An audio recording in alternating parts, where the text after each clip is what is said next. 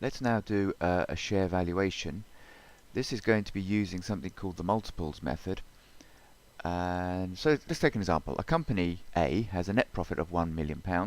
It has share capital on the balance sheet of £10 million, and the par value of its shares are £2. A similar company B, which we quoted, has a P/E ratio of 22. Estimate A's share price.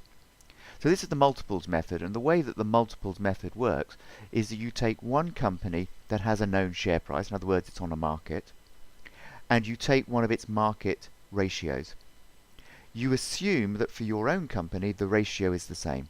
So in this example we've been given the P/E ratio, the price earnings ratio, which is the price per share divided by the earnings per share, and we assume for the valuation purpose that A's P/E ratio is the same as B's. So A's P/E is 22 because we're assuming, this way this method works, that it's the same as B.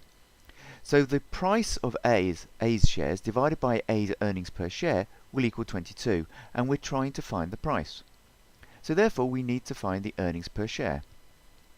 The earnings per share is given by the net profit divided by the number of shares. We're given the net profit. We're not given the number of shares.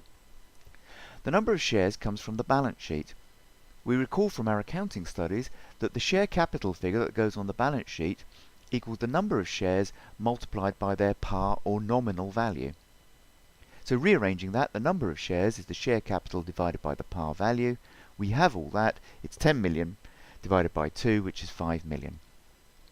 Going back then, the earnings per share is the net profit divided by the number of shares, 1 million divided by 5 million, which is 20 pence or 0.2 pence of a pound.